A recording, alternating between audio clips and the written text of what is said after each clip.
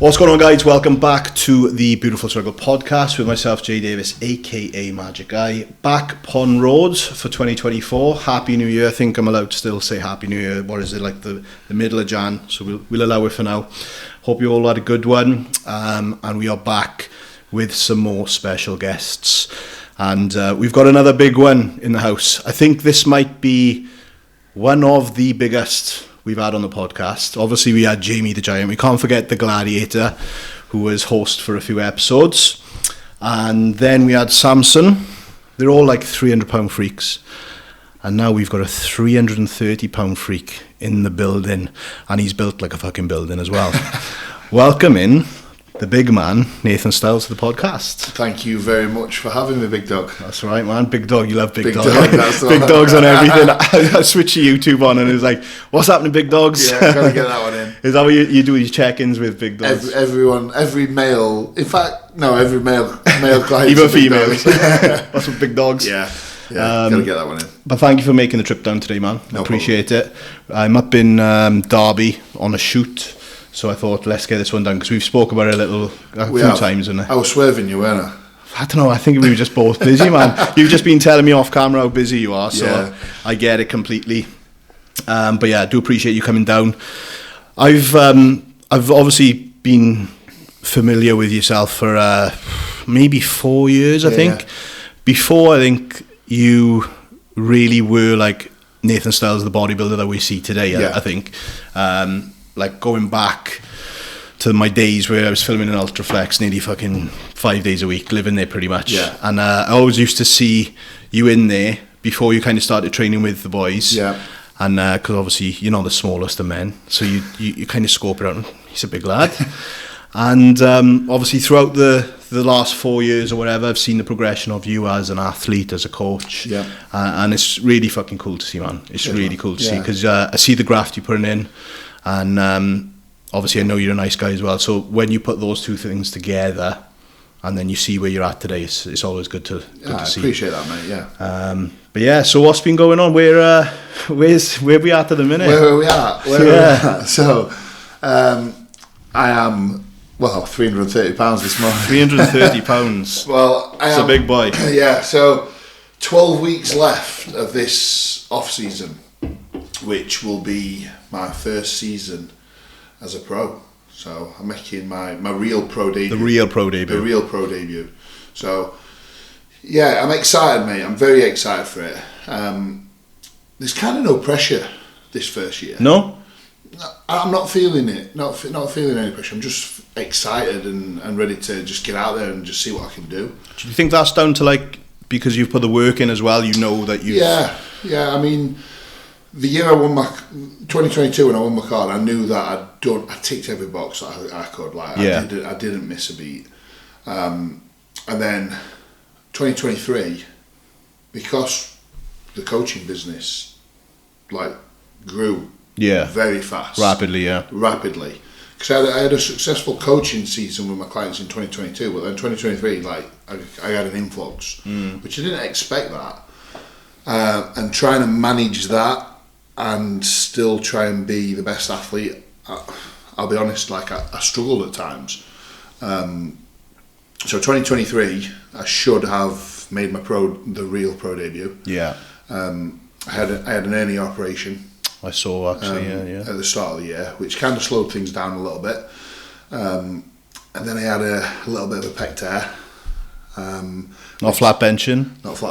For surprise, isn't it? Surprise. So like I just like stop start, and because coaching was so busy, I slacked a little bit on my routine as being a bodybuilder. Because I did shows every weekend. Yeah, I'm still getting things done, but I wasn't where I wanted to be, mentally and physically. Mm-hmm. And I think Cal knew that, and I was just like, so I kind of had to just.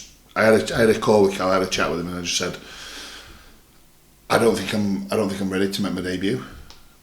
I just don't feel mentally that I'm in the best spot. I think I need a complete reset. Yeah. And he agreed. So we literally stripped everything back, went through a bit of a diet phase, got nice and lean again, nice and responsive, and then we went into another off-season phase, which we're in now. So I've picked shows, and this is the best place I've been mentally, physically, from a business aspect. Yeah. So it's good that you were self-aware enough to see that. Yeah.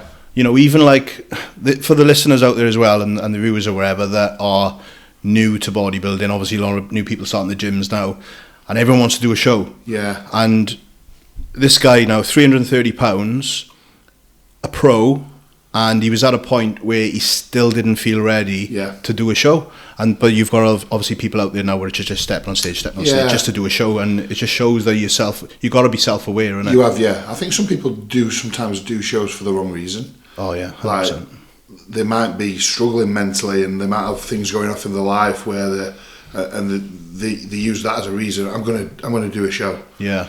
Sometimes it comes off, but sometimes it can be fucking... Yeah.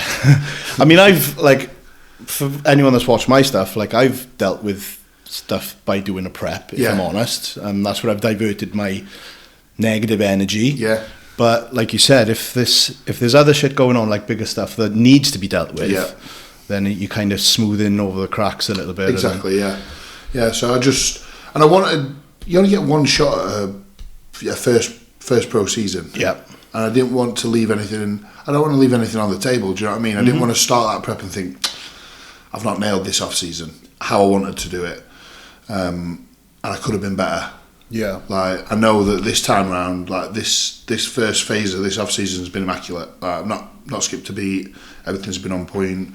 I'm progressing the best I've ever progressed. So I know that if I can continue this routine and this structure that I'm in, I've got no...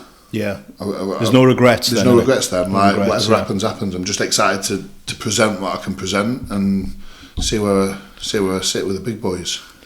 Oof, it's exciting, man. It is exciting, yeah. What kind of, without obviously, I don't think you've put out there what shows you're doing, but timeline wise, how long? What kind of time this year? We're looking at September. Back end of the year. Yeah, September, October. There's a good run of shows, to be fair. Yeah. I don't mind discussing what shows I'm planning. We can have exclusives on the Beautiful Struggle podcast. We can have exclusives. So there's a run, depending on how fast I come in. Yeah. Will depend on which one we pick as first show. But there's Italy at the start of September. I think it's the 8th. Then there's the UK, which is the European Championships, the UK show in London. I saw that, yeah. That's a good middle of September, which would be good to do a pro show on home soil. Especially with it being the first European pro in the UK as well. So that's in there. And then there's Legion Sports Fest. That's Nevada. Yeah. And then there's France at the end of September as well. I think it's 28th. Right. And then I've got one of my best mates' weddings in Cyprus. So you have to be wrapped up by then. So I've got to be wrapped up for then. 4 days in Cyprus. It's not going to derail anything too much. Mm-hmm. I've already planned it into the timeline. Stag do before we start prep. Is it before prep? Yeah, literally. Like, I get back and that's it. Prep starts. Yeah. And then there is also Romania in October, I think, maybe start of November. Yeah, it's about the later one. Yeah. Romania, so depending on where I am and whether I think I want to shut it down then after the end of September, or whether I think I've got another one in me. I want to get out there. Like, I'm in a position where I've got chance to experience things that I dreamt about like a few years ago.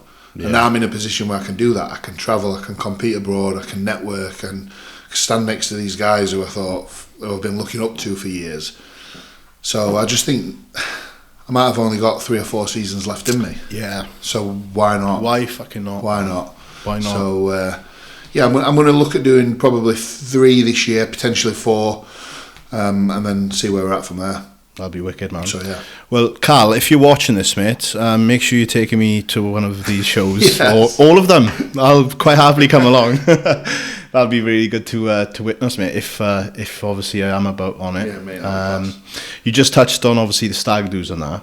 Now, from speaking to like guys that know you from around the local area, and I know you've not that you were never like serious about training and that, but I know it was you were a bit of a weekend warrior, lifestyle bodybuilder kind of. You know, you lived a life. I did, as well as trained. I did, and I'm not sure if I'm just putting this out there.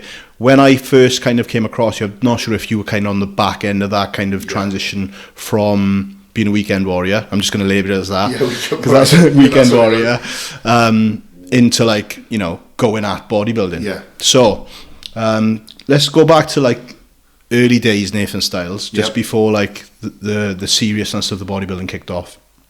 Also as well, just for the people watching, on Nathan's camera behind him, I've got his YouTube channel, so make sure you check out his YouTube, because he is pushing, you do one video a week. I'm doing one video a week, One video a week, so check that out, filmed by Smokes Media, shout out to Smokes.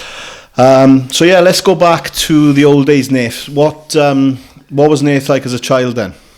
Because I'm not sure if you've put this kind of stuff out there in the past. Kind of, were you into your training or? Yeah, well, I mean, as a child, I played football from like as soon as I could kick a ball. Okay. So I was a footballer. Yeah. But my dad was a bodybuilder. My dad competed as a natural bodybuilder. Right. Okay. So I can remember him taking me down to the gym when my mum were at work and he were training, and just sit me in reception at an old spit and sawdust gym, and he'd get me a flapjack and I'd look through Flex magazines and I'd be peering into the gym. Yeah. So it was kind of like in me. How old are you, like roughly around this time? My dad, I still got videotape of it, of my dad's first show. Yeah. But my dad competed when I was 5. Oh, sick, mate. His first show. And I can still remember going down at minibus to watch him. See, if you can remember that now, or this, you know, at your ripe old age. Remember, it's weird what you remember. I can even remember the little things like one of my dad's mates who was there, like what food he were giving me watching the show and stuff like that. They're just little things. It's weird how you remember things like that. Yeah. So yeah, I used to watch that video. Like growing up, like back, like what used to watch it back, and I used to put it on like to my mates and like, this is my dad. Man, key moments. Yeah, just key moments like that. Yeah. So it was kind of in me. Yeah. But I went down the football route because all my mates played football. Standard, yeah. And I played at a decent level. I was at a academy from being like 9 till getting released at 16. Yeah. Okay. I was at Rotherham United. So I just missed out on a. Yeah, that's like pretty decent level, isn't it? I'm not like a full on footballer. Yeah. I got it was a decent level I played at. I just missed out on like a scholarship for the youth team. Yeah. Due to I got an injury in the last year and I didn't play as much as what I should have played really. And when I came back, they kind of already made the decision. So I went on trial at another couple of clubs. Went to Notts County.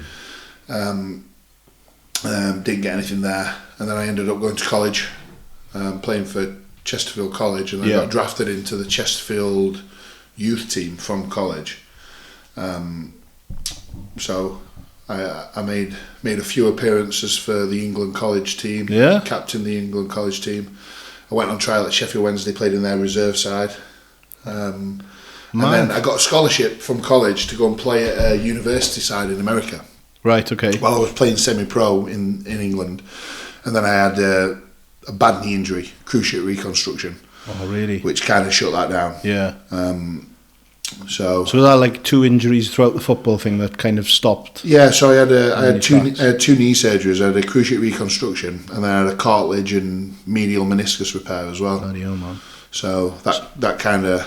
So you think you'd be doing it like full on now if? That's where I kind of, because I was always training when I was at college. So as soon as I left school, I joined the gym. I went to Fitness First, and I used to go and do chest and biceps 4 times a week. Standard. I think you were doing that when I first saw you abroad. So yeah, I was into the gym straight away. Yeah. But obviously football was still the main goal. Yeah. Okay. But then I was out of football for like 9 months, 12 months when I got the injuries. So that's when the gym started picking up a little bit. Yeah. Okay. And I started putting some size on, and I liked how I was looking. And then when I came back to football, I was never the same. So I went down the bodybuilding route. Yeah. And not maybe, but definitely a blessing in disguise. Yeah, perhaps, it was. Yeah, everything happens for a reason. Everything happens for a reason, exactly. And looking back to those early days with the Flex magazines and stuff. Yeah. Snacking on your flapjack. That's I didn't know that about your dad actually. Yeah. So natural bodybuilding. So you've obviously followed down the natural route as well. Obviously. Yeah, that's sick. So obviously you did the football thing, and then you just transitioned into bodybuilding. were you like, obviously we joked about with the weekend warrior stuff, was it literally just training for like lifestyle kind of thing, or did you go seriously into it from like day dot? I was always the most serious of my mates. Right, okay. Like, I went on lads holidays every year from like 17 to like 21, 22, 23 I might have been, and I was always the one who dieted, like I'd diet hard for the holiday. Yeah. And I'd do everything that I needed to do to be the best, be in shape on holiday. For the first 3 hours of the first day. That'd be it. Yeah. And I think I was kind of in and out of taking it seriously. I mean, when I look back now, if I was just not mature enough to and there wasn't the information out there. Yeah, true. Then to what there is now. What was this like when you were like 18, 19? Yeah. And social media wasn't a thing. No. So if I'd have had the knowledge or the exposure to bodybuilding how it is now, it could have been a different story. I mean, I didn't compete till I was 27. Yeah, so you trained for like what, say 10 years maybe? Yeah, so I trained naturally from like 17 till 23. Okay. And then did my first cycle. That was a disaster. Really? Yeah. I got an abscess on my first cycle. Oh, no way. Put me off. Forever? Like. Put me off. I'm not doing that ever again. Right, That's okay. it, job done. So then I went boxing. I fell out. Completely stopped bodybuilding. It put me off, mate. I was in Mexico at the time. Oh, no way. So where was the abscess? in my glute. That's why they're so big. So that put me off. The first cycle I did, got an abscess in my glute. Listened to someone I shouldn't have listened to.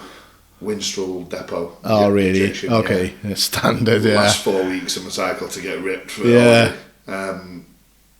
and it went to shit. So like, I'm never doing that again. So I'm in a private hospital in Mexico. I had to have it removed over there. Oh, no way. For my best mate's wedding. I was best man. Mate. Disaster. You could not have written it. Did you go to the wedding? I went to the wedding, yeah. Yeah. I had to give best man speech. I had like this bag hanging out my glute. Oh, no way. I had antibiotics, couldn't even have a drink. Did all the wedding crew know as They well? all knew, yeah. It was just close friends and family. There were like maybe 20 people there. So they knew the crack, but... Yeah, we was for the second day. So I literally, I did my last shot on the Monday, flew on the Wednesday, got off the plane and my leg had just blown up. Oh, mad. Like blown up, and I went to see my mum, who was obviously already there, like she was there. Yeah. Like, Mum, can I show you something? She was like, what the fuck is that? Did she know you were on bits as well? I told her. Okay. Yeah, I told her. I was always open with my parents. Right, yeah. They didn't agree with it, but I was old old enough to make my own decisions. Of course, yeah. So I got rushed straight to hospital. They were like, you're in. So I was in a Mexican private hospital for 2 days. Had a operation, antibiotics for the rest of the time that were there. No drinking. No drinking. Oh, nightmare. Yeah. But I can see why that would put you off. so that put me off. Yeah. And then I carried on training, but I was boxing more than bodybuilding. Right. I had a couple of amateur fights. Like when I do something, I'm like, right, I'm not bodybuilding now. You're full on into it. So I'm boxing. So I started running in the morning, boxing 4 or 5 times a week. I had to fight. Yeah. Like you had to do it all properly. And then I was still doing a few sessions in the gym a week. Yeah. And a guy who competed were like, "You're in good shape. Like you should compete." Yeah. All right. So I just Why did not? a competition like on a whim. Really, yeah. 12-week crash dieted myself. That's when I did my next cycle at 27. All right, so the you had that first big show. gap. Yeah, I had a note here because I was watching, going back to YouTube, I think you were talking about your bloods on one of the latest videos, Yeah. and you said that you had like a break. Yeah. So that was the incident. break. The break. That was the break. That was the break. So, I can see why that would put you off, mate. That's horrendous. Yeah, it's not good. Well, at least it didn't spoil your mate's wedding, anyway. Yeah. They had a crack. Yeah, they had a good crack. So when you competed again at 27, was that like the start, the catalyst then to keep, Yeah, that was the catalyst. Then, like, I loved it. I competed as a first timer, and how did you do in your first show? I got second as a first timer, Yeah. NABA Midlands Pro-Am, and I got fourth at the British Finals.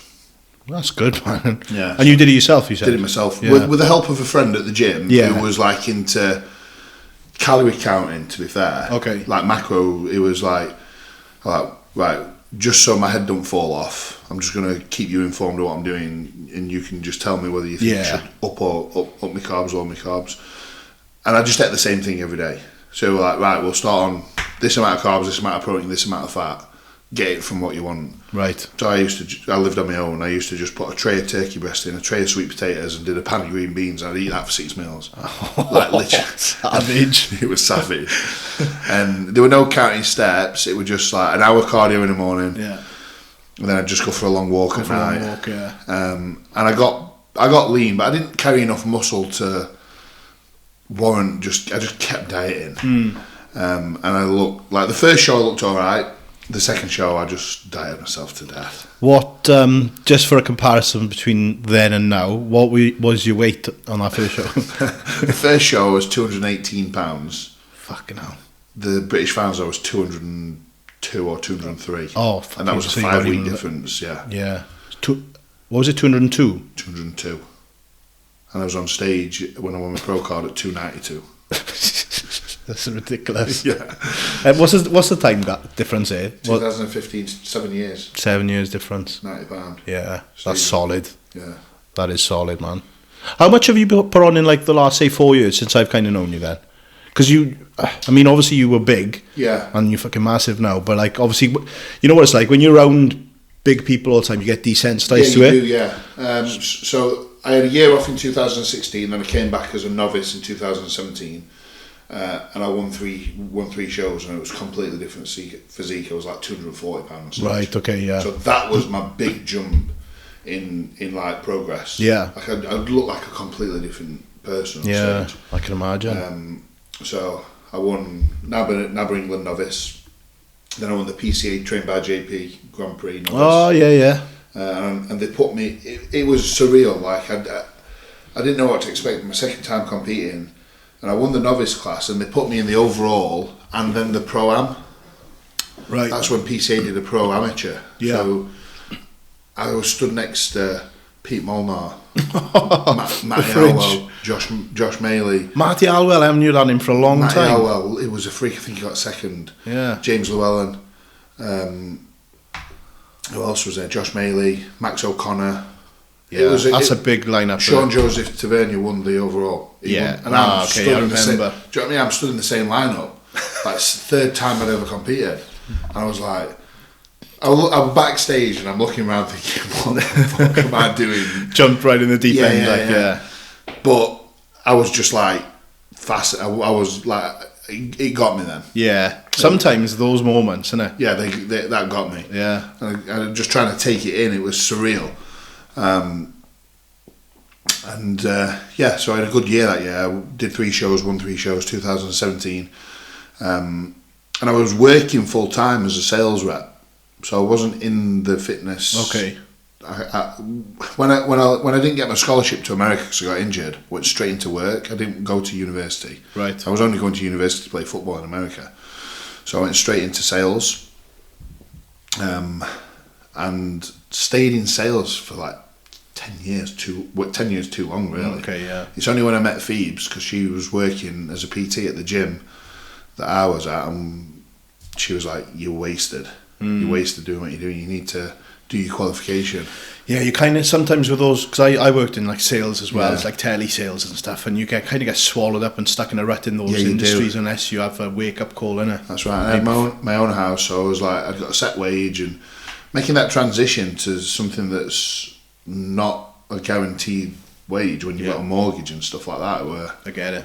Been there, man, honestly. Yeah, so I had to make the jump, and the best thing I ever did. Yeah. But I competed in 2017, and then because I went into personal training and coaching, I wanted to build my business, so I thought, I'm not going to compete next year.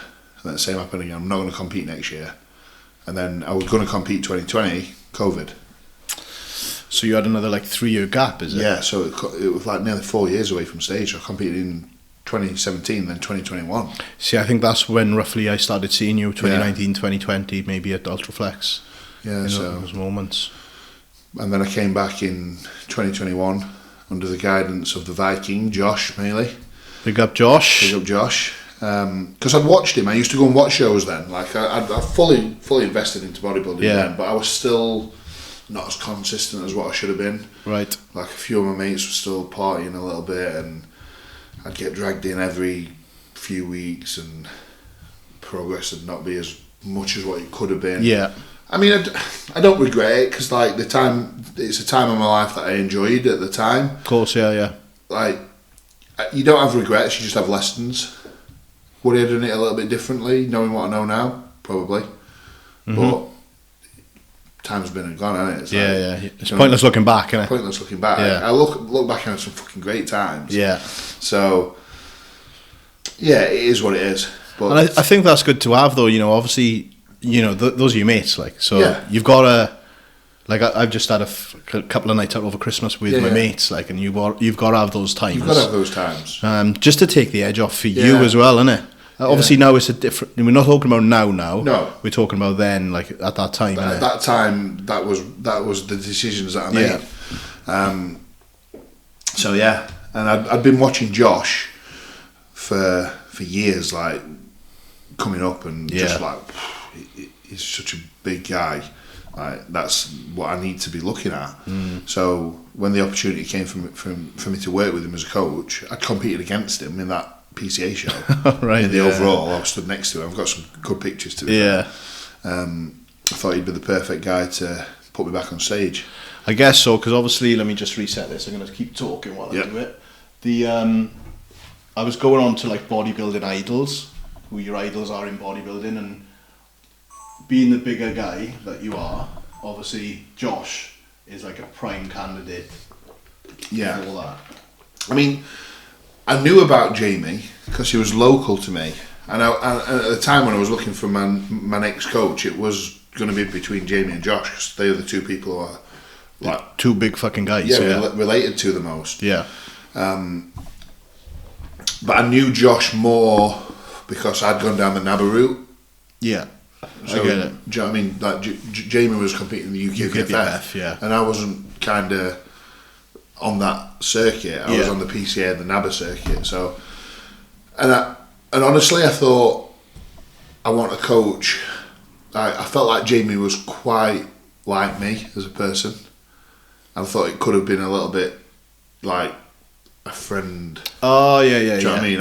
I wanted somebody, that authority kind of thing. I wanted a coach-client relationship. Yeah. Me and Josh built a great friendship from it, and we're good friends now. I'm going to train with him actually in a couple of weeks, and we're going to be doing the same shows, which is a good.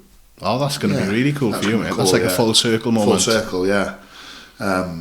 So, yeah, I picked Josh. Went back on stage in 2021 after 4 years away, essentially, and I was 275 pounds-ish on stage. Yeah. I think I got down to 264 at my lowest, and I probably filled up to like low 270s, I think 275. And that was 2021. And then the reason that I moved from Josh, after being with Josh for 2.5 years, and moved to Cal, is because, respect to Josh on this as well, because I had no thoughts of moving. Okay. I've had 3 coaches in my time. My first coach, who then stepped away from coaching, then Josh for 2.5 years, and now Cal. Yeah. And the only reason that I moved from Josh was we was going to be doing the same shows. So, 2022, the season where we both won as pro card, at the start of the season, I'd sent him my plans, like, this is what shows I kind of want to do. And he was like, I'm going to be thinking about doing those same shows. Now, I know we're both professionals, and I know we could manage it, but we would potentially be competing together, and I would be coaching you. Now, I don't want that to get to like 3 weeks out and me make a decision, you think I've made a decision to make you fuck up. Basically. Do you know what I mean? Yeah. And I would never have thought that, and I never actually And he said, and I wouldn't want to think that you thought that. Do you know what I mean? Yeah. It can work both ways. That says a lot about Josh. That says a lot about him, and I'm like, so like, let's just finish the off season and I'll make a decision close to prep. And that was at the start of December. So I had kind of all December to think about it. And the more I thought about it, I thought, I don't want to be in a position where if we did decide to part ways at 16 weeks out, I've then got to find a coach who doesn't know me, doesn't know my body, and like the prep's going to be like kind of getting to know each other. Yeah. So I thought I'd make the call early. So I spoke to him about it and I said, I think it's probably best if we. Now you've put that in my mind. Planted the seed. Planted the seed. I think I'd rather move now than get to prep. And sensible move, innit? Sensible move. And I spoke to him about Cal, and he was like, "Yeah, perfect choice. Yeah, I wouldn't want you to go anywhere else." And that was 21, you said. That was the end of 2021, so start of 2022. I started with Callum in January of 22. Yeah. So yeah. 22. Yeah. 22. 22. So this is you've been with him 2 years now, haven't you? Yeah, 22. Years. Literally 2 years to January to the month. Yeah, that's sick, mate. So going back to the bodybuilding idols, obviously, like you're looking at the taller guys like Jamie, Josh. Anyone else like in the game that you kind of looked up to in terms of bodybuilders, or was it just purely like the bigger lumps? No, I mean, because my dad had favourites, you kind of sway towards what he liked. His favourites, yeah. His favourites. So Kevin Levrone was always like a physique that I looked at and thought he looks fantastic. Yeah. So he was somebody who I always, like when I put YouTube on and like looked at posing songs, like he was somebody who I always like kind of went to. Yeah. Jay Cutler, obvious reasons. Yeah. And then more recently, I've never had really like bodybuilding idols as such. It's more personalities and people who I can relate to. I think with the way the industry's gone now, personalities are obviously becoming more. Yeah.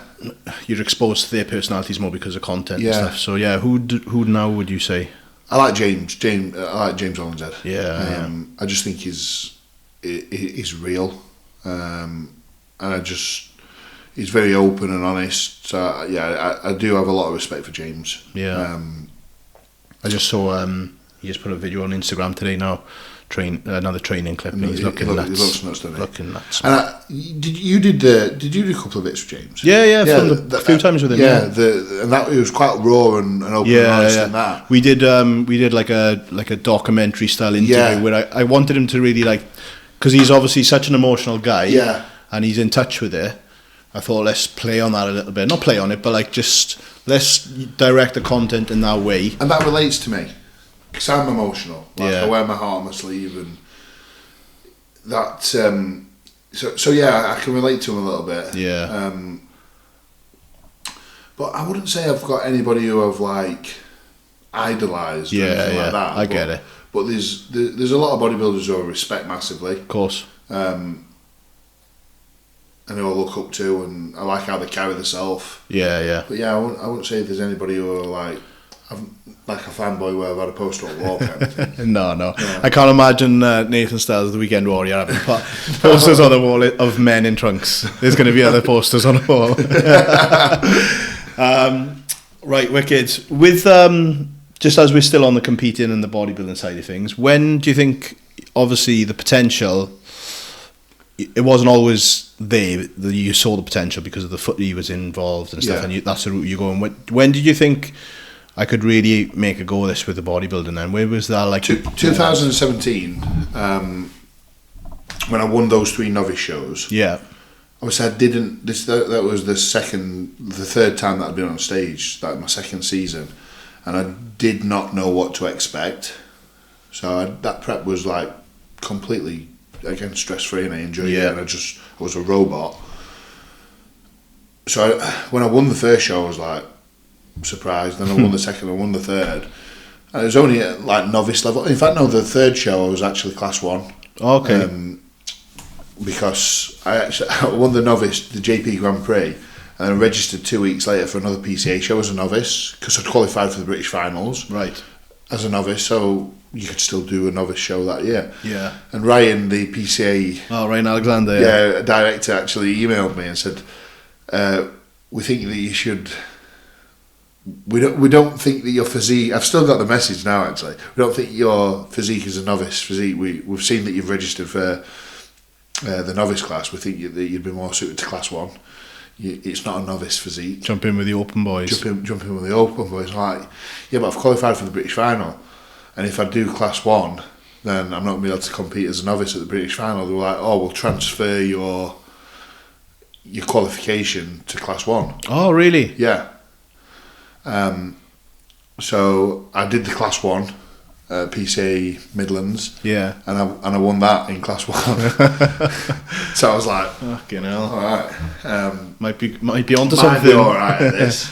I didn't do the British finals because I'd been dieting for a while, and I was looking at the class 1 boys, and I was still a relative. I was a novice. Yeah. Do you know what I mean? And I was looking at them thinking, I'd got another like 8 weeks until the British finals, and I thought, I've got to hold on to this condition. Am I going to win? No. Is it going to take away from productive growing time? Probably. Mm-hmm. So I ended up deciding not to do the British finals, and I got a lot of people, because social media was about then. So I kind of got a bit of attention, and people saying, "Oh, if you carry on doing what you're doing, you could be pro, or you should be doing this, and you should be doing that." And Jordan messaged me. No, okay. And he was impressed, and I was like, "Whoa!" Because Jordan was like growing massively then. Yeah. And I did actually inquire about Jordan, about coaching with Jordan. Oh yeah. But I couldn't afford it at the time. But at his peak of all the coaching. Yeah. So I asked him to do me a training plan. He did me a training plan, but I didn't know how to apply it. So I didn't know how to do the 2 days on, 1 day off. 1 day on, 1 day off. Yeah. So I did push-pull legs 6 days a week. It fucking broke. Oh, I bet. Yeah. Fucking broke. No days off. No days off. Just tried to do it how I'd been doing like a bro split. Yeah. Did not work. And because I think I put a bit of pressure on myself, and people expected me, because I was just doing it for the love of doing it then. Yeah. And I didn't really know about an IFBB Pro card, and I didn't know how far I wanted to take it. I was just bodybuilding because I love bodybuilding. Isn't that strange to hear now, like with the current like I didn't have a goal. Yeah. Like, all I wanted to do is just be as good as I could and get on stage shredded. So I didn't think I want to win this, and I want to go down this route, and I want to do this.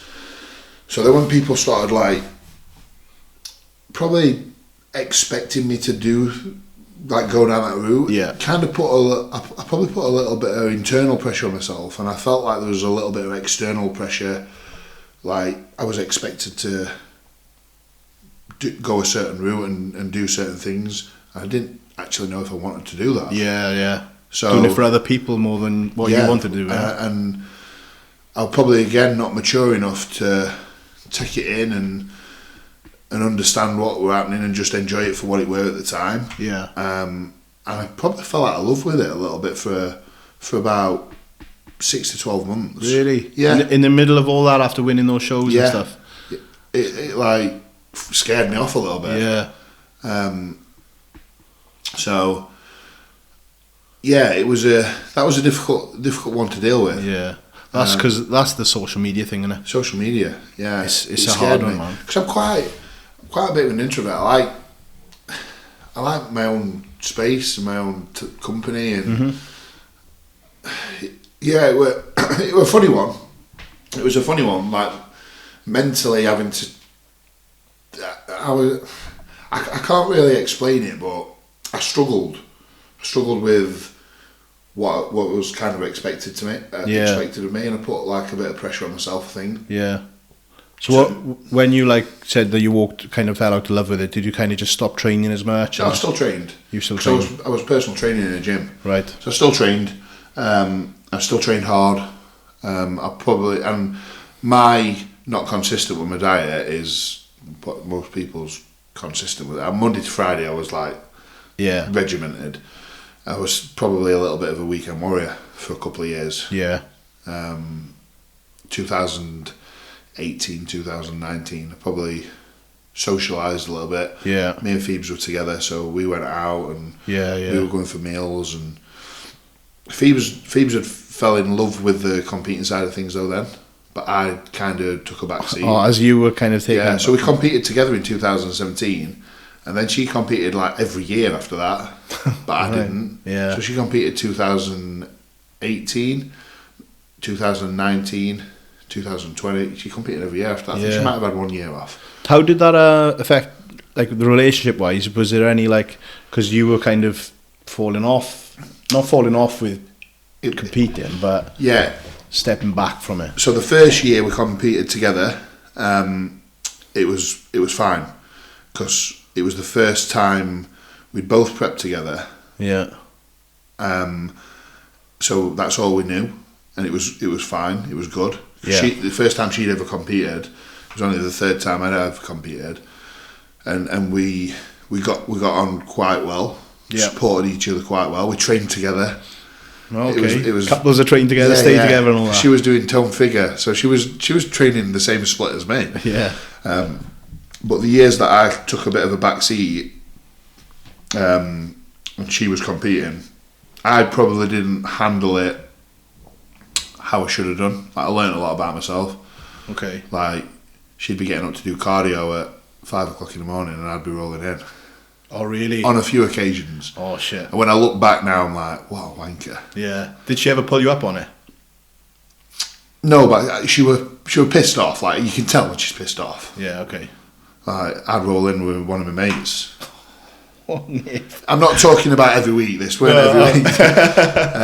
But there was a couple of times on prep where, when I think back now, I'm like, yeah, because you're so in it now and knowing the mindset that she was in at that time. Yeah. I'm like, what am I doing? Yeah. And I apologised, and I made a few mistakes, but I grew from it. Yeah, yeah. And that's the thing with these things, the lessons. Lessons, and like, if Phoebes wasn't the person that she is, like, she's fucking incredible. If she wasn't the person that she is, like, that could have ruined us. Like, I can imagine. Yeah. A lot of people wouldn't have put up with that. Oh, shout out to Phoebes. So shout out to Phoebes, big shout out. Yeah. And I'm not saying like that was a regular occurrence, but there was a few occasions where every Tuesday night. Yeah, every week. But there was a few occasions on prep where I didn't conduct myself how I should have done in a supportive way. Yeah. When I know if it had been on, the shoe had been on the other foot, she'd have probably supported me. But again, that was just lack of maturity. Yeah, yeah. And not knowing how to handle certain situations at the time. And then we prepped again together in 2021, and I matured a lot. Yeah. I think they always say women mature faster than men. Like, so there's 8 years difference between. That's our excuses, and we stick to them. That's what I'm sticking to. Yeah. So yeah, and then we prepped together again in 2021. And then 2022, we prepped together again. Obviously, different coaches. Yeah. But we prepped together again, and that was again completely fine. And then she moved from Cuba, and I took over the remainder of her prep. Was that for 22? 22. So she won a pro card in 22. Yeah. 22. God, that's gone fast. Really fast. I thought it was last year. Yeah. And then I prepped all last year as well. All last year, yeah. So gone from us prepping together and competing together to me actually prepping her. Prepping her, yeah. And she checks in like a normal client. You've got to treat it like that. Not from my experience, but from what I've heard. Yeah, because it can slip if not. But on prep, it's like it's regimented. She checks in on time, and it's that's the way it works. It's been good, yeah. It's been really good. So, and we trust each other. And Phoebes is clever. Like, she knows a lot. So she's got a good eye as well. She poses that many people. Like, she's got a great eye. So we make decisions together. Like a two-way street. It is a coaching relationship, which it is with all my clients, to be fair. Yeah.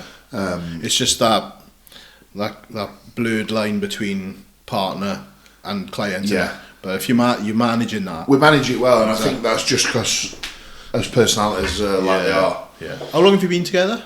8 years in June. 8 years. Yeah, so that comes with it as well. Yeah. Obviously knowing each other for that long. Just knowing each other, yeah. I normally go to the Instagram questions at the end, but I thought... Let's get a few in. Let's get a few in now. So I'm just going to... Get a few in. Go back to the stories from yesterday. Did you get a few? I had a few, mate. Did you? In fact, the most I've had. No. Honestly. So you can take that. Take that. You've beat all of them. Yeah, we'll ask a couple. So there's going to be a couple of fuck about ones. You just can't get away from them. You can't get away from them. Godzilla versus King Kong versus Nath. Weapon of choice. Who wins? From Zach Gonzalez. Fucking Zach. Weapon of choice. Weapon of choice, man. I take the doctor with me as my yeah. That's my training partner. Oh, is it? Yeah, I'll take him with me. He's a weapon. The weapon. If he's watching, I'm giving him a big up there. Yeah, that's a compliment. He's a weapon. He's a weapon. Right, previous coaches. I think we've kind of touched on this. You had 3 coaches in total, innit? I have, yeah. So Chris Wormley. Yeah. I know that name. Yeah. So Chris owns a gym called Muscle Factory in Rotherham. Right. And when I worked in sales, I was working for an asset finance company in Rotherham. Right. So I wanted to find a gym local, so I used to train there on the way home. Okay, got you. Is that a green gym? Is it green? No, that's Muscle Fusion. Muscle Fusion. I went there once. Yeah. Right, okay. So my next YouTube watch comes out on Sunday. Yeah. For anybody watching. Plug. I mean, this might come out after that, but when's yours drop in? Sunday. What time? 6 or 7 a.m. p.m. Oh, I'll be out in the morning. Oh well, yeah. Yeah. Sunday. Yeah, sound. So yeah, Sunday night. So later on this evening. Later on this evening, I go back to my old coach's gym. Oh, wicked! So I do a pull session with my training partner. Yeah. And then I have a quick catch up with my coach and just ask him a few questions about sick, what it was like prepping me. Yeah. What did you think?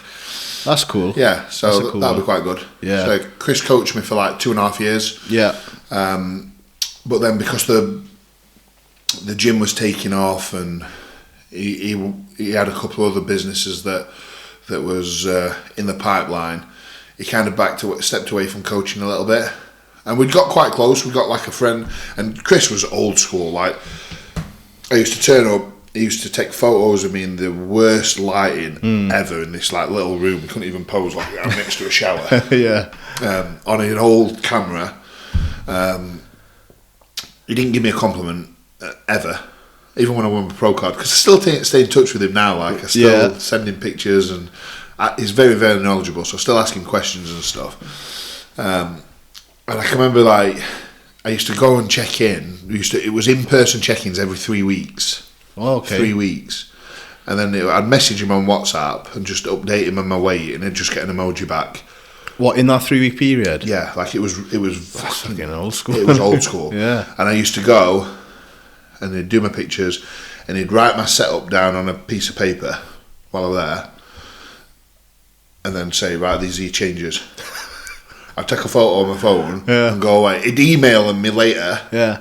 But so it was all done by email, but that's how it was done. Can you imagine doing that with someone these days? It's unbelievable. And he only did in-person check-ins. Yeah. So we no like sending him photos, and unless it was like the night before the show and stuff. Yeah. But I'd go and see him the day before the show, or he'd come with me to the show. Wow. And he didn't tell me I looked good. He never actually told me I looked good, but he didn't tell me I was ready until 3 days out. And he was like, "Yeah, you ready? You were ready." So I used to turn up. Keep you hanging, like. And I'm like, so now sometimes I'm like, am I too nice to my clients? Because I did not get any like. Did you say he didn't even congratulate you on the pro card? Did you say? I sent him pictures the morning when I won my pro. You know, he congratulated me. Oh, right. He congratulated me, but compliment you. Sorry, that yeah. Complimented me. I sent him pictures like one day out. You're like, yeah, you look all right. Back still shit. One day out. Oh, that's sound. Cheers, mate. So yeah, we've still got a good relationship, me and Chris. Yeah. I think that says something about you, though, mate. Just like to give you some kudos as well, because like you said, you were coached by Chris. Yeah. you became quite tight with Chris. Yeah. You were coached by Josh. You became quite tight with Josh. Yeah. You're coached by Carl. I'm sure you're quite tight with Carl. Carl. Yeah, me and Carl have got a really good relationship. So that says a lot about yourself, I think, as a person as well. Yeah, I mean, do you know what? Like, I've only moved from coaches when there's been a reason for me to move. A legit reason. Yeah. Like, because I do feel like you need to build a relationship and spend time with a coach for them to figure you out, and it's like a trust thing, and I just feel more comfortable like that. Yeah, personally. Yeah. And I've got the best results from clients who have been with me for 3, 4, 5 years. Yeah, do you know what I mean? Like, so I do get that people want to jump and try different things, but I've just always preferred. Yeah. It's a loyalty thing as well, I think. Loyalty thing. That's what I'm saying about like where I was going with like what it says about you as a person as well. Yeah. So I mean, I still speak to Chris now, like regularly. Most weeks I keep in touch with him. Yeah. Josh, I'll keep in touch with Josh. Like I said, we've planned a joint YouTube. I'm going to go and train with Josh. That'll be cool. Because I'll come back for full circle. I'll be competing. It's Josh's last year competing this year. Oh, right. Okay. So his YouTube, just giving him a plug. Yeah. Is it's like the final chapter. Yeah, which I've been keeping up with. He's put that out there as well. He's out there. Yeah, I must have missed that. Yeah, this is his final year competing. Wow. So we're going to be doing the same shows. Oh, that's cool then. Yeah. Go out with a bang. Go out with a bang. Two big boys is my old coach as well. Very big boys. What's Josh weighing at the minute? He's big, Josh, at the minute.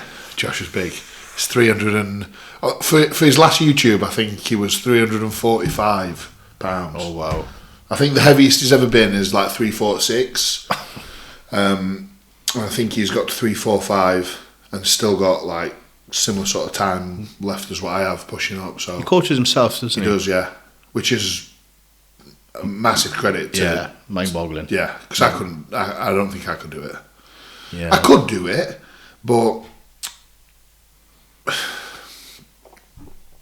it's a difficult one, isn't it? It's a difficult one. It's difficult. Yeah, because you'd always be second guessing. Yeah. What should I do? Should I do this? Should I do that? More, less, food, cardio. Especially at that level. Like yeah. The general pop lifestyle thing, yeah.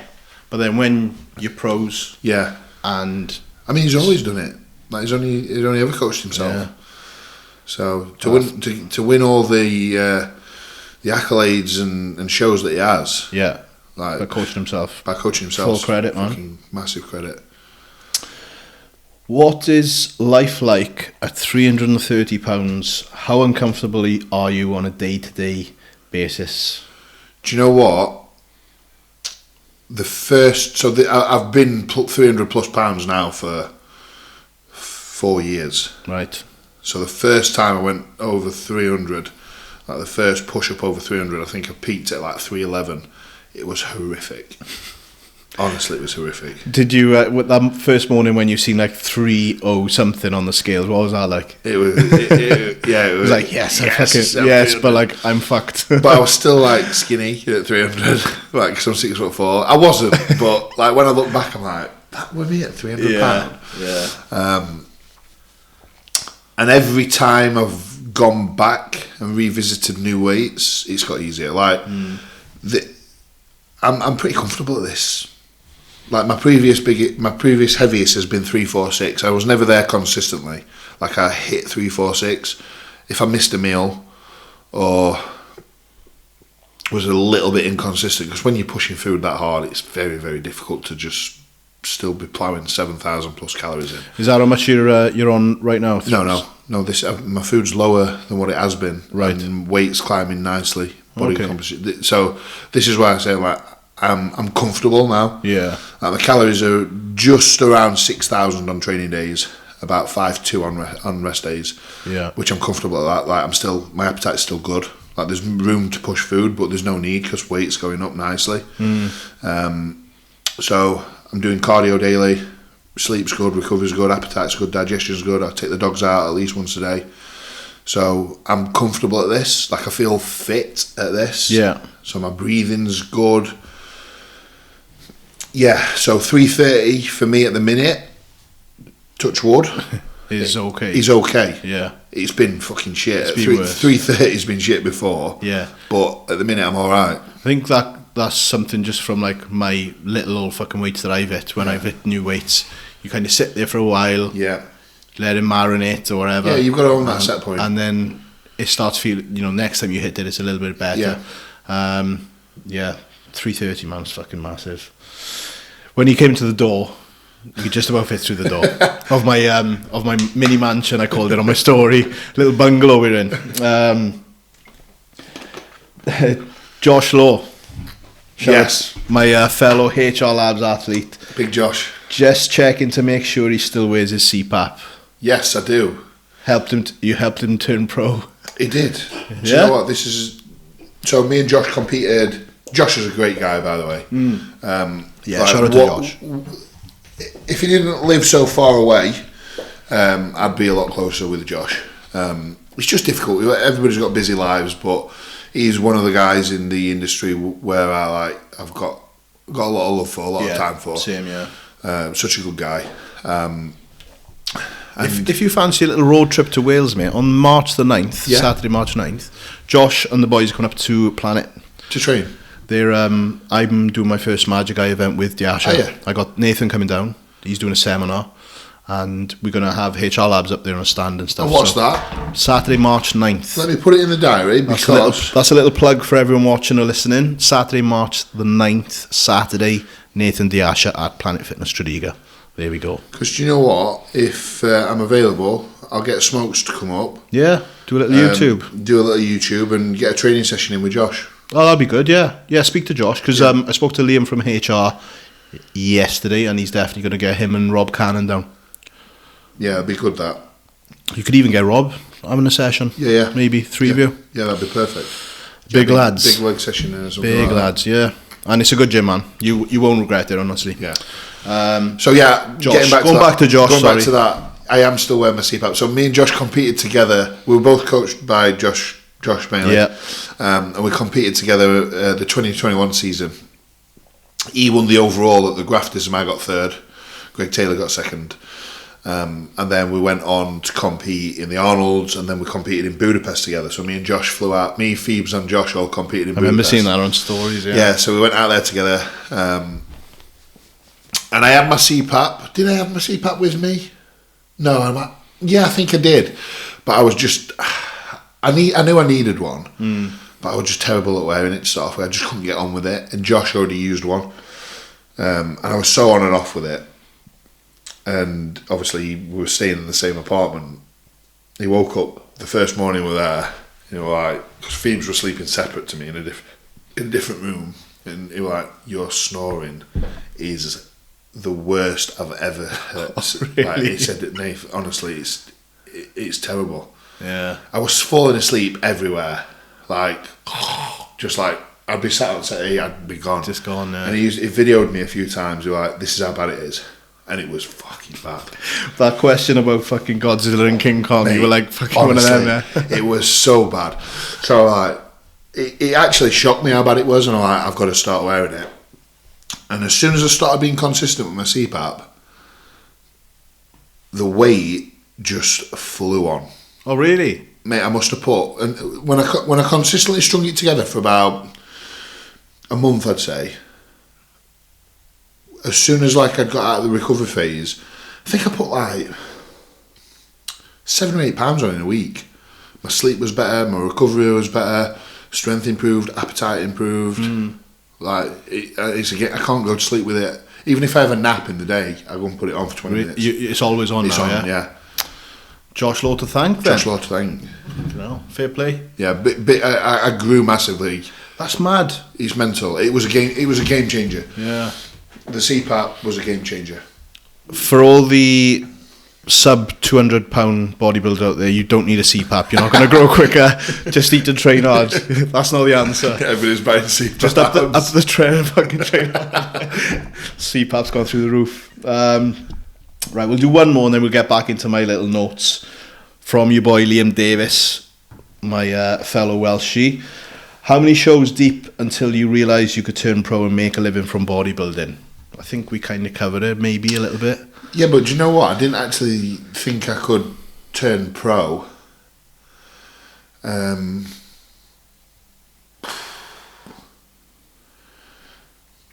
maybe 2021. 2021, because like I competed in 2017. 2021 was my first season back in with the big boys. First time doing NPC. Yeah. First time testing myself against seasoned UK bodybuilders who had been on the scene for a while. Yeah. Greg Taylor, Andy Scott, Josh Law, Dan McNabb, Matt Tofton. Like people like that who are competing against, like who I've been watching for all years. the names you'd seen for the last 3 or 4 years when you'd taken time off. I've been seeing coming up over years and years, and some are older than me, more experienced than me, and I knew I wasn't where I needed to be. Like I knew that going into that season, like I still wasn't where I needed to be beating some of those guys, but I wanted to see how far away I was, and so that first show when I got third behind Josh and Greg and beat a few good names, I thought, do you know what, like I've got a lot left in tank here.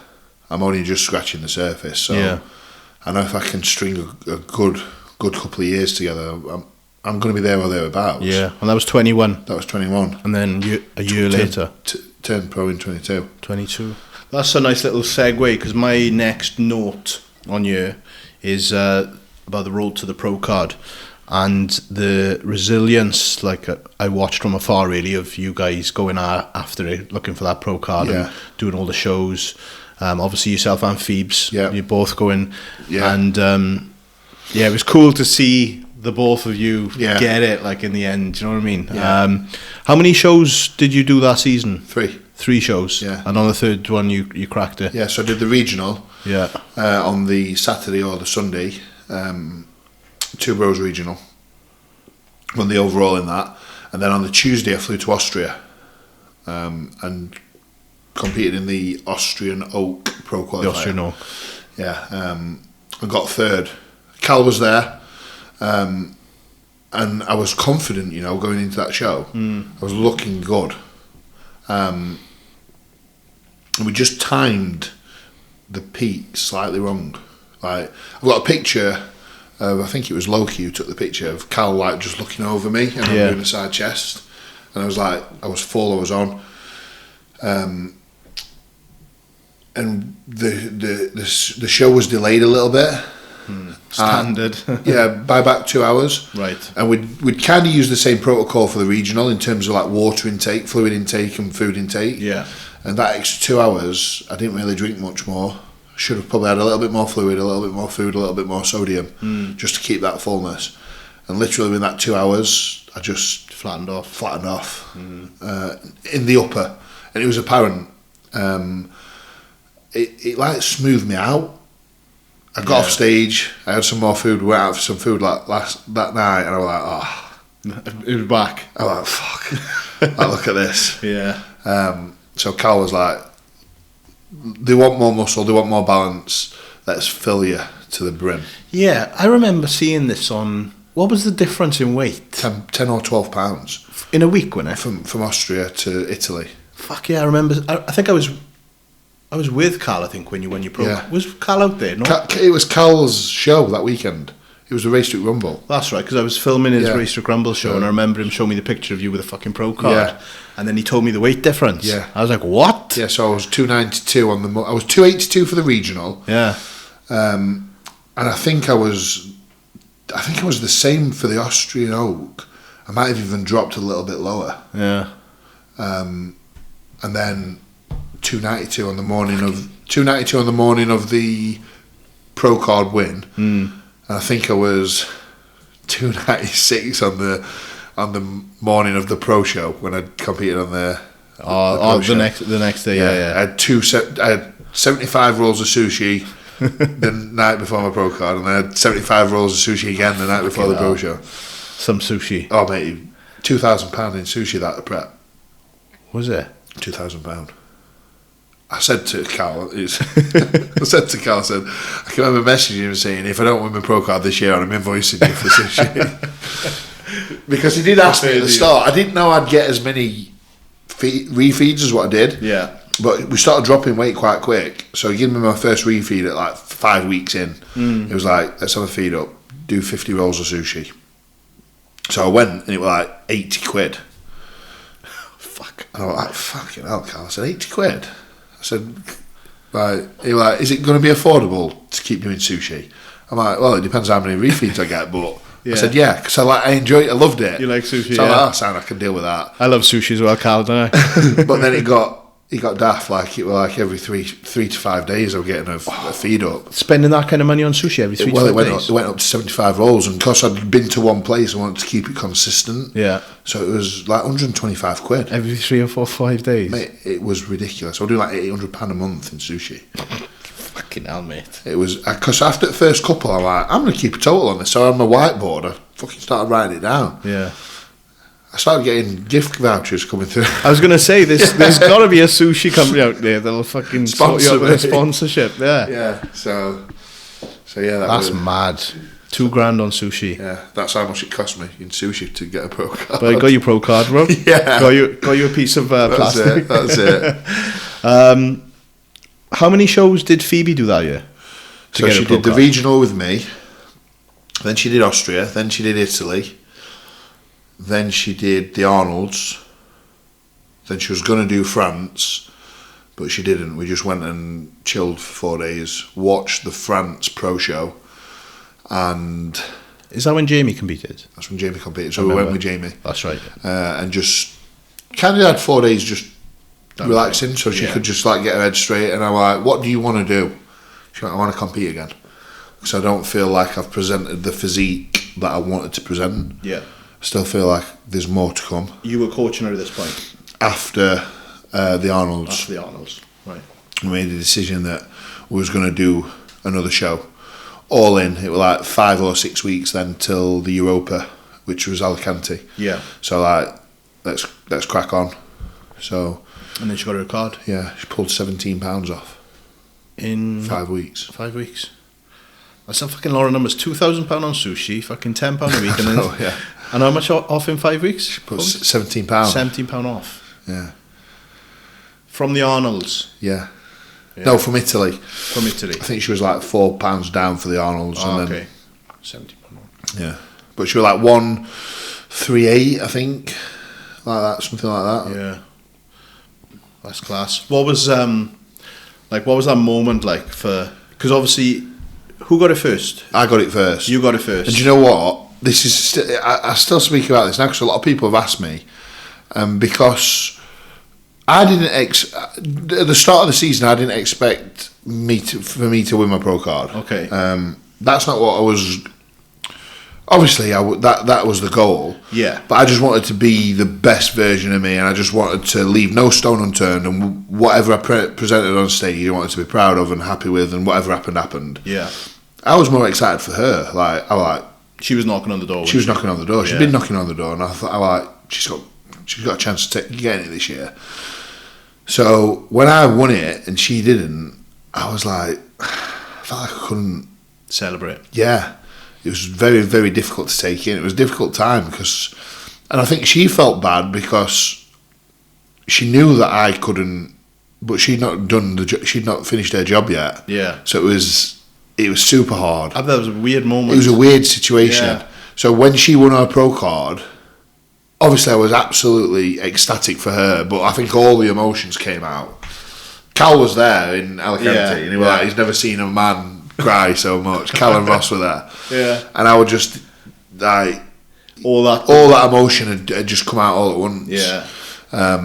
So how many weeks from you winning your card to her? So I won my pro card at the start of September, like September the 11th. Yeah. And she won hers at the start of November. Oh, so it was a good bit of time of fucking holding that in. I think it was like November the 4th, or it might have been November the 5th. 3 months, is it? 2 months. 2 months, yeah. 2 months. Yeah, so like a couple of months rolling it in. Yeah, it's a long time, innit? And staying on plan and not trying to be a dick with food, and she was still on prep, and do you know what I mean? Yeah, that's a tough one, man. So I tried to lock in and be there for her as well, because obviously I was also like prepping her then. Yeah. So so you had to be. So I was locked in. Like. Plus, you still had to make up for those times of rolling in when she was on 5 o'clock in the morning. Yeah, 5 o'clock in the morning, making up for them times, man. No, that's quality. It was great to see both of you Yeah. together, like, because obviously both decent people, and I appreciate that. No, it was awesome. I've got a note about competing alongside Phoebe. You said about you met at the gym, so she was PTing and you met at the gym.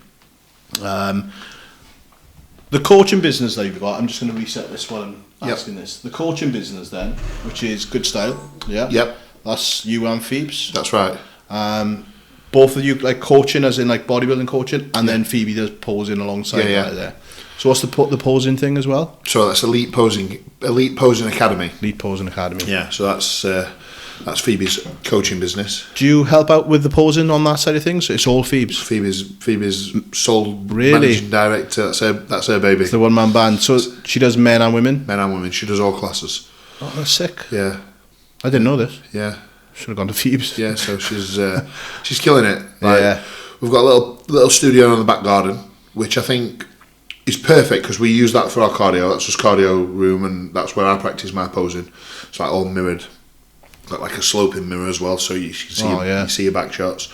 And it's good for clients coming around doing in-person check-ins, but also a lot of clients feel more comfortable in coming to ours rather than going to a gym.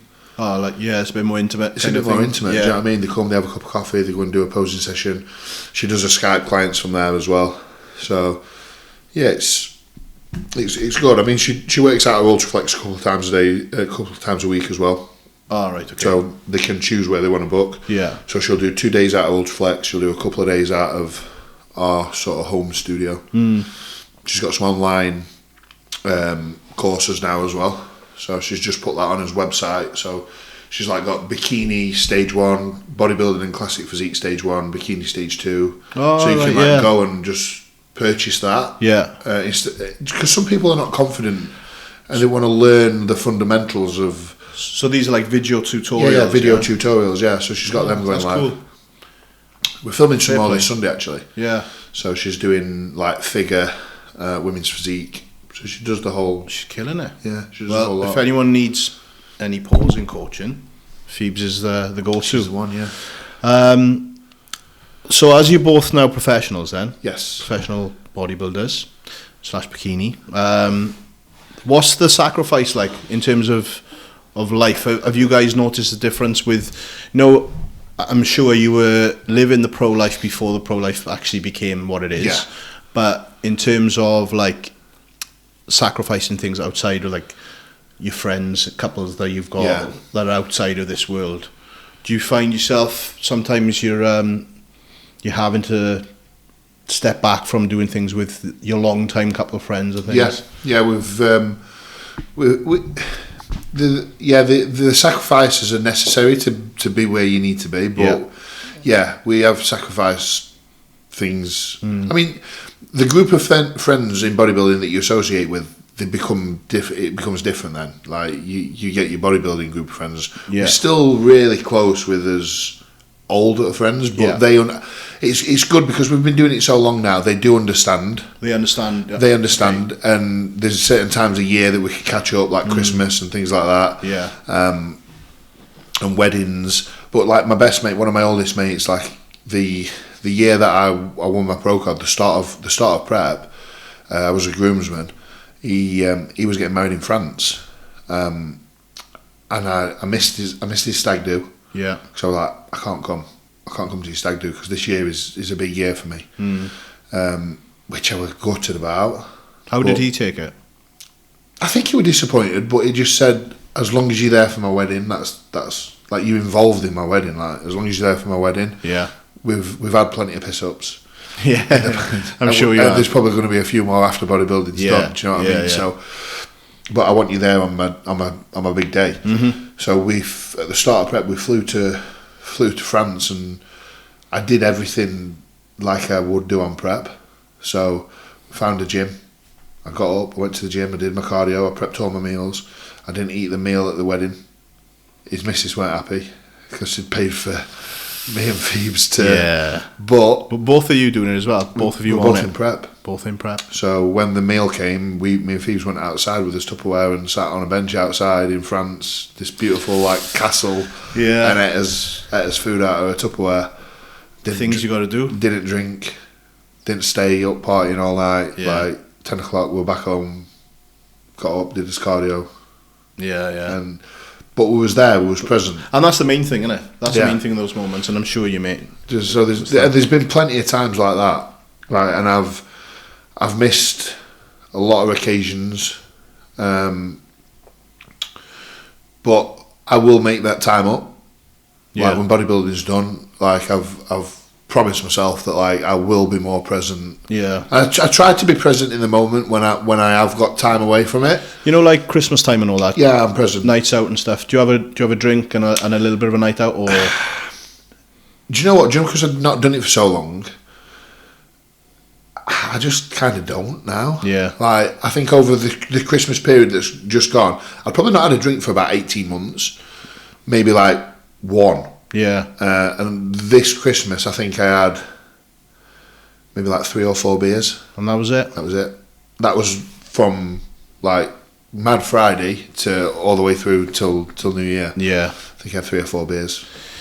That just shows the level you're at now, mate. Yeah. Mindset-wise. So, and I've not been out, and I've got anxiety about my mate's stag do already. Where are you going again? Ibiza. Well, when is it? June. Start of June. 2 nights. It'll be one night rolled into 2, mate. It potentially will be. Yeah, it will be. But like, to be fair, like my old group of friends now, a lot of the lads are married. They've got kids. Yeah. Like it's a different group from when I was at college. Like it's a different group. We're a lot more grown. We're not. No. I was gonna say you full of shit. No, we're not. Because as soon as you hit the fucking white aisle, because I know what I'm like with my mates. Yeah, so you're not the mature. I'm going to be £10. It'll be a good start to prep. You are going to be the shackles are going to be off, mate. Shackles will be off, but yeah. So that'll be like the first. I bet 3-4 years. Like the first like. You're going to be dying, bro. Proper blowout I've had. Yeah, you're going to be suffering after that. Yeah. So as soon as I turned it on, as soon as I started with Josh, mainly, that's when I started living like a professional. Yeah, and it's paid off. And it's paid off. Because he taught me a lot, Josh, like how he conducts himself as an athlete. Yeah. Like, so that's when I was like on it. Yeah. I had to separate myself from my friends who were knocking around with at the time. Mm-hmm. Like, I had to be selfish. Like, they weren't good for me at that point in my life. Yeah. Do you know what I mean? For what you needed to do. For what I needed to do. And it's hard to do that. But if they are true friends, which they are, yeah, that's what I was going to say. They understand and they're always there. Yeah. They'll always be there. They'll always be there, yeah. So. Yeah, that's cool, man. That's very cool. I'm just looking at my notes. We've touched on the sacrifices. We've done the current weight in off season. How much food you're on is like 6? Yeah, like 6. That my fats are a little bit lower this year than what they were last year. For the last push, and I think that's helped my appetite and my digestion. Yeah. So just under 1,000 gram of carbs. I think I'm about 925, 930 gram of carbs. Just under 400 gram of protein. Fats are a little bit lower. So yeah, it's like around about 6,000 on a training day. You know when you said about the issues you had with the hernia and the pec tear and stuff. Yeah. Food wise, you know, like obviously when you're ill and that, you're not being able to get all the food in. Yeah. Do you find like your body kind of drops fast when you? Does it take like a lot to keep on top of it? As in, like, if I miss a few meals, does it drop? Did like through all those moments? Yeah. You said you kind of like you had a little bit of a moment where you had your hernia and stuff, and you weren't really on it as much as you were previously. Yeah. Like you said earlier in the podcast. Like food wise and that, were you still like getting your meals in? Or I was still getting my meals in, but I'd miss meals here and there. Yeah, that's what I'm saying. So I'm like 100%. When I'm on something, I'm 100%. Yeah. And I'm probably still pretty consistent, but it wasn't to my standard. Yeah. Of consistency. So my meal timings were off. I might miss a meal here and there. Like I don't fancy that, so I'd get a chicken shish kebab or. Got you, yeah. It was just not. it's probably still a clean off season for somebody else. Yeah, it's probably. Do you know what I mean? It wasn't bad, but when I'm on it, I'm like regimented, and I just feel like if I'm not doing something 100%, I can't half-arse it. Yeah. And I felt like I was in certain moments. Yeah. But did your body weight change much when you were like going through the hernia? It would. Oh yeah, when I went through the hernia operation. So obviously, me and Cal discussed this. Obviously, we dropped down onto like a lower drug load and went through a recovery protocol. So we brought food down accordingly because it wasn't needed. There's no justifying it. Yeah. No justifying that amount of food. So we brought that down. And it put us in a nice position to push back up from, really. Yeah. With the pec tear, I still trained on one side. Okay. So I still trained unilaterally. After I had like 3 or 4 days out of the gym just to assess how bad it was, and then I was back in. Was it bad? No, it was like grade 1. Grade 2. To be fair, I've not spoke about this. I probably will speak about this on my YouTube, but this might be another exclusive. I've had an issue with my shoulder for like 2-3 years. I've always known there's been something wrong with it, but I didn't know what. And I've always thought, it might be this, it might be that. I've got rotator cuff. Yeah. But I actually went for an MRI just before Christmas. And I've got, I don't know if it's stage 2 or stage 3. I'll have to pull my notes up actually. Moderate arthritis of the humeral head. Right, okay. So I've got arthritis, what's formed and progressing. Yeah. But I'm managing it. And I've got like AC joint downsloping and distension. So I've looked into that. It's basically frozen shoulder. Right, yeah. So I've got some joint issues around that shoulder, which causes a little bit of discomfort and a little bit of lack of mobility. And the heavier I get, the less mobile I get a little bit. You'll see like in some of my poses in off season like that. I can't like get my lat out as much, and so I'm having sports therapy twice a week on that, shockwave therapy to keep on top of the arthritis. Yeah. And BPC 157 all the time. I bet that costs a little penny as well. Yeah. So I've got like a few little things what I'm just working around.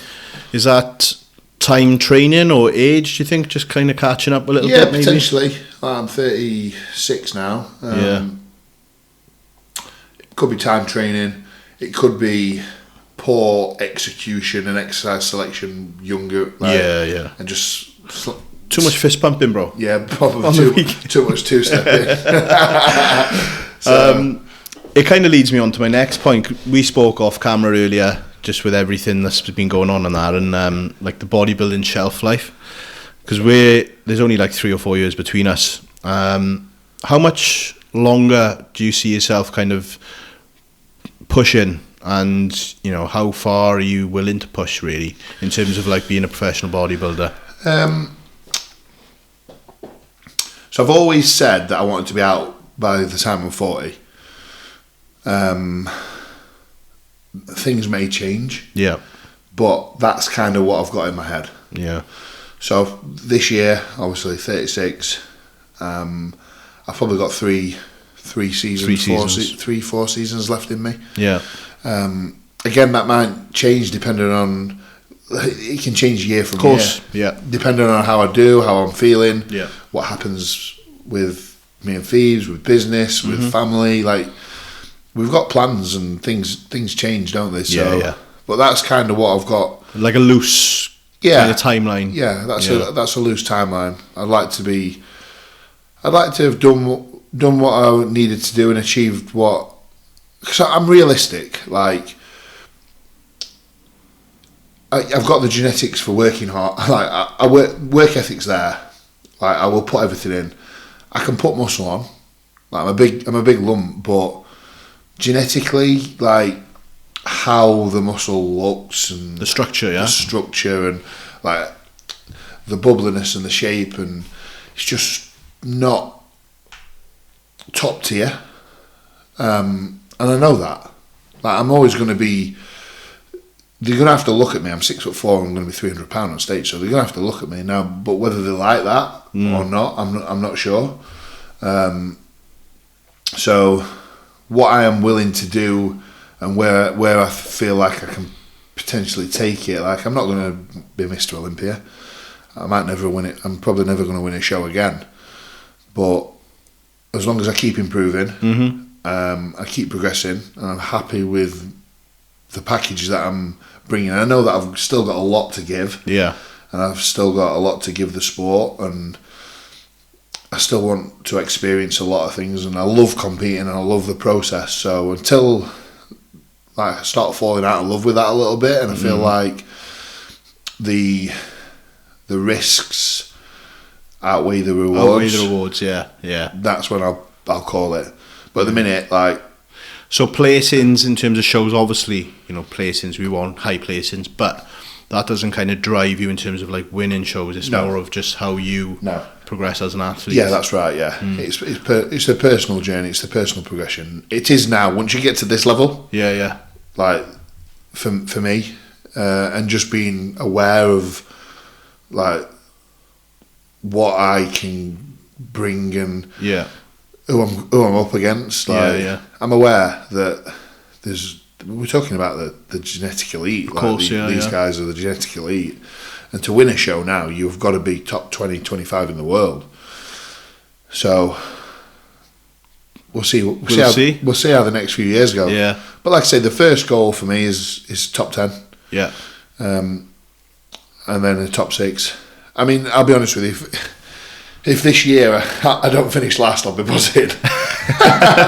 But no, seriously, like if this year, if I got into a second call out, if I got into a second call out, I'd be absolutely buzzing, I'd be buzzing with that. Yeah, I'd be buzzing with that, because I know you've got to earn your stripes.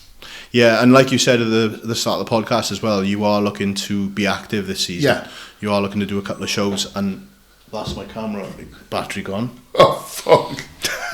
We'll just keep rolling. As I was saying before my camera battery ran out. Malfunction. Yeah. Like you said, you were looking to be active, and just one thing I've noticed, just from obviously filming with the IFBB and Two Bros and that, is that the more these people keep turning up, the more they get rewarded. The more you get rewarded. Yeah, and you know what? Just because me and Phoebes was active last year in terms of being present at shows, that got noticed. Or as in like being there as a presence. Like even though we went to the Olympia to watch the Olympia and support Phoebe Hagen and the other UK athletes that were there, Romana and Ria was there, and it was great to be there. But because Phoebes had competed in America, and I'd been to like a few European shows with clients and with Phoebes, and the judges remember you. Yeah. And like Jack Sullivan remembered us. Yeah. Jack's a great guy. He's one of the head judges out there, and he recognised us in the hotel. And Kit made an effort to come up, and he said, "It's really good what you guys are doing. I wish more people from the UK would get out there." And so, that says a lot. It says a lot. They notice. So it's just great for networking. Like the people that you meet, and like made friends in the industry that I never thought I was going to make. Like it's a great community. Well, look at, like you mentioned earlier about you messaged Jordan for coaching, and now you're on the team, and that's stripes earned as well. I mean that was pretty surreal. Yeah, I can imagine, because obviously I had filmed you numerous times training with the boys. For JP. Just being like being there, just being the third guy in the trio training, and then fast forward a couple of months, year or whatever, and you're part of the team, both you and Phoebe. So it's been 2 years now, and eternally grateful. Like the platform that Jordan and Corinne have given us both has been fantastic. Like they support you so well. It's a great team to be a part of. I mean, the brand speaks for itself. Yes, but they are very, very, very driven, and they motivate you as well. Like it is inspirational what they've done as a business. And you want to be able to try and represent them the best you possibly can. 100%. Yeah. And do you know what? Just being on the forum and the app, like I've had quite a few clients come through that. Yeah. Like for coaching and stuff. So yeah, it's great. So shout out to Jordan and Corinne. Thank you. Yeah, I'm up with Jordan on Wednesday filming. Yeah, he's getting back on the content train. Is he? Yeah, so I'm filming Wednesday, and then for YouTube again. Yeah, well, I'm not sure whether it's YouTube or I'm not really sure where it's going, the content. All I know is he's ready to go. Right. So that's positive. He did say on his Instagram yesterday, like, he wants to be busy. Yeah. Like, he wants to feel like the pressure's on him. Yeah. But he's handling it well. Yeah, and from just filming with Jordan, I know that he likes to take these breaks away from being on camera, because he spends so much time on camera. Yeah. When he takes these breaks and when he's ready to go, he's got a lot to fucking say. Yeah. And I'm looking forward to Wednesday, because I'm sure there's a... Yeah, that'll be good. Yeah, so we're... are you going down to the... I'm going down to the meet, yeah. Wicked, so I'll be there. I think I'm not filming, I think I'm just going to go up to train. Go and train? Yeah, because it's only an hour from me. So, oh, is it? Yeah, it's literally nice. an hour, so I'll be there, mate. But yeah, I'll be up with Jordan next week filming. So I guess we've touched on the next season. Yep. So the next season is obviously this season. Yeah. And we'll see where we go from there, man. See where we go from there. Before we let you get off, Yep. and get some more food in. Yep. Anything you want to cover? Anything else that you'd want to touch on at all? Anyone you'd like to thank? Sponsors? Yeah, I do want to thank sponsors. Obviously, Jordan and Corin, as I've just mentioned, trained by JP. Yeah. Nath 10. Oh yes. Code Nath 10 on the site for discount on supplements and clothing. I want to thank Eval Blood Analysis, Dave and Shoshana. They look after my blood work. Fantastic company to be a part of. Fresh Prep is my food sponsor. God, this pro life is easy, man. You get your blood done for free. You get your food sent to you for free. Yeah, Graham at Fresh Prep Meals UK. Give them a shout. Nice. Code Good Style. They've been awesome. Do you know what? I met Graham at Body Power. Must have been like 2019 or something like that. Yeah. 2018. He was just starting his business then, and he gave me a card, and I started using him, like paying for his meals to start off with. And then I had a little bit of time away, and you try other meal prep companies. I went back to him, and then I sort of had a stint of, while I was at S20 personal training, I had a stint of using him for my meals, and then he sponsored me. I've been sponsored now for a couple of years with Graham, and he's been a game changer. Did you send you all your food? So he did used to do meals specific to what I wanted. Yeah. But now he's just gone into the bulk bags and things like that. Just all the meats and stuff, is it? So I do all my carbs myself. So he just gets me chicken breast, fillet steak, or beef mince and salmon fillet, and that goes a long way though, doesn't it? Sends me kilo bags. Yeah. Monday and Thursday he drops off fresh. It's amazing. So the kilo bags are a game changer. Anybody in this industry, like, if you can get quality meat like that and it's cooked ready for you to go, and it's easy, especially if you're busy and if stuff. You're busy, being there myself. Yes, so that's a game changer. So yeah, they're really good, and they're reasonable as well. That's good. So yeah, and the two gyms that I'm training at the minute, well, 3 gyms I'm training at: S20, Be Modified, Muscle Performance. They're always great guys. They look after you there. So I think that's about it. And I'll just thank my coaching clients and my team. Yeah. I never thought that I'd be in this position where I am now, earning a living from doing something that I love. Like, it don't feel like a job. I'm very passionate about it. And I can see you. Yeah, I'm very passionate about it. And I think after bodybuilding's done, like, I'll be able to even branch out even more. Yeah, give even more to it. Give even more to it, which I give as much as I possibly can now. Of course. But I've got I can't take any more clients. I've got a limit. I've probably got wiggle room for like 5 or 10 more, and I don't want to let the service slip. Of course, yeah. Do you know what I mean? I provide a good service, and I don't want that to slip. So yeah, I'm very happy with my team. We've had some great results over the last couple of years. So yeah, sick, man. That's that. Well, thank you very much for coming down, bro. Me. Yeah, I can see that battery's about to run out quickly, so I'm gonna. Yeah, but thank you for tuning in. All the best for the season. Hopefully, I'll be there for a couple of them. Yeah. Callum. And thank you to everyone for tuning in, listening, subscribing. TBSP for discount off heavy duty gym wear. And I shall see you on the next episode. See you later, big dogs. Peace out, big dogs.